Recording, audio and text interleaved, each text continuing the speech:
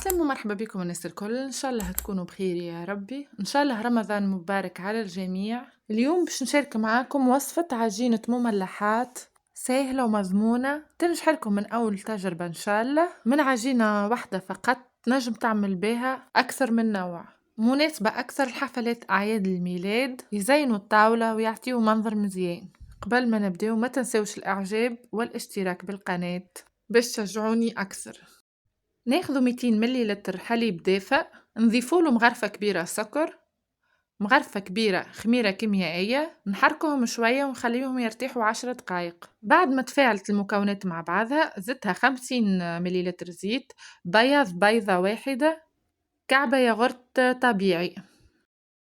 حركت كل شيء مع بعضه. من بعد بديت نزيد في الفارينة بشوي بشوية ونحرك الفارينة. فما اللي تشرب وفما اللي ما تشربش، الكمية تكون حسب نوعية الفارينة اللي عندك. الفارينة اللي استعملتها أنا ما تشربش فيسع، قعدت نزيد حتى وصلت 600 جرام فارينة بالضبط. من بعد جبتها وحطيتها على الرخامة، قعدت نعجن بيدي بالطريقة هذه. العملية دامت 10 دقايق حتى لين وصلت القوام هذا. وقتها حطيتها في وعاء بلاستيكي، غطيتها بالكدا باش ما يدخلهاش الهواء وخليتها ترتاح ساعة كاملة. تعديت للمرحلة اللي من بعدها، أخذت 500 جرام صدر دجاج، قسمته على زوز، شطر فرمته وبالشطر الاخر فوحته تابل كليل وزعتر كركم شوية ملح. بالنسبة لطروف الدجاج زدتهم مغرفة ياغورت طبيعي ودخلت المكونات الكل في بعضهم. بالنسبة للشطر اللي فرمته زدته شوية نعناع شايح، خلطته، حطيتهم في مقلة، زدت لها نكيتة زيت وحطيتهم يطيبوا. بالطبيعة بعد ما شكلتهم بالطريقة هذه لازم يكونوا على قد الكبر متاع الهمبرجر اللي باش نعملوه. نكملوا نطيبوا باقي الدجاج ونخليوهم على جنب.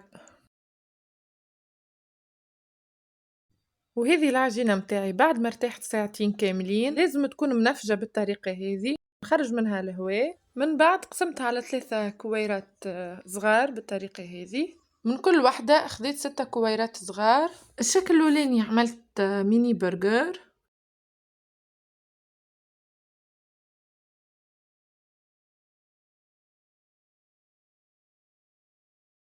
شكلتهم وحطيتهم في طبق يرتاحوا، ومن بعد باش نحطهم في الفور.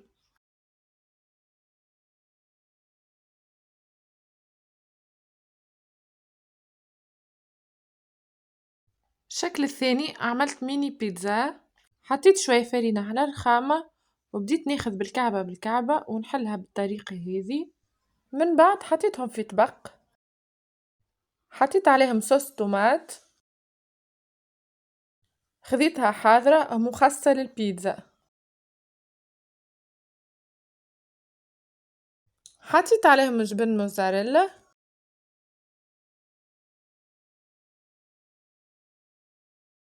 بالنسبة للشكل الثاني عملت ميني ساندويتش،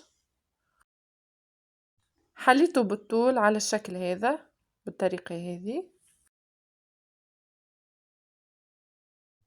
حطيتهم في طبق، أخذت أصفر بيضة معاهم غرفتين حليب، معاهم مغرفة صغيرة خل، دهنت بهم الكعبات من فوق، رشيتهم بشوية سينوج تنجم تعمل جلجلين، ودخلتهم للفور على 180 درجة. توا خديت كعبات البطبوط باش نشكلهم، نعملوهم كعبات صغرونين على الشكل هذا، نخليهم يرتاحوا 10 دقايق ومن بعد نسخنوا المقلة ونطيبوهم. دوب ما تحمر الكعبة ندوروها على الشيرة الأخرى، ما ناخدوش فيهم برشا وقت على خاطر بطبيعته البطبوط ما عندوش روح في ساعة يطيب. هكا الشكل متاع كعبات البطبوط بعد ما طابوا. باش نزينهم. بالنسبة للتزيين كل واحد شنو يختار، شنو يحب، كيفاش يحب يزينهم، كل حد وذوقه. انا هوني عملت مايونيز، معاه مايونيز خلطته بالجبن، معاه طماطم، دجاج اللي عملناه من بكري، ليتو. كملت الكعبات الكل على نفس الطريقة. كيما قلت كل حد وذوقه وكل حد كيفاش يحب يزينها.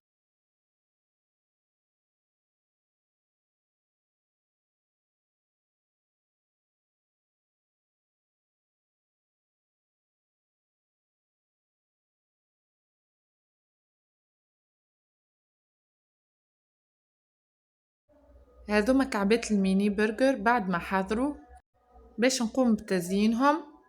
حبيت نوريكم كيفاش شوط بركلة خفيفة كالقطن، وراهي العجينة ناجحة 100% ومضمونة، ننصحكم مش تجربوها.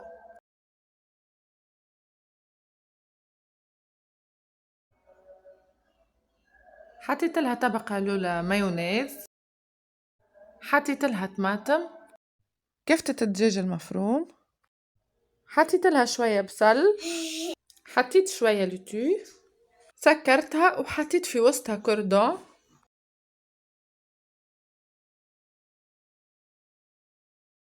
هذم لي ميني ساندويتش نفس الشي باش نحط فيهم مايونيز، نحط لها جامبون، حطيت لها طماطم وليتو، كملت حطيت البصل، وراهو كل واحد وذوقه وكل واحد شنو يحب يحط لها، كل واحد يتفنن بطريقته هو.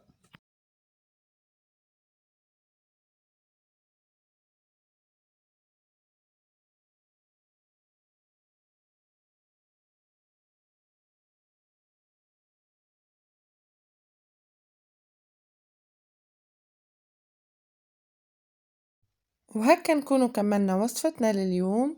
ان شاء الله تعجبكم الوصفة وتجربوها وتعطيوني رايكم. ما تنسوش الاعجاب، تخليوا لي كومنتير والاشتراك في القناة. يعيشكم الناس الكل. باي باي.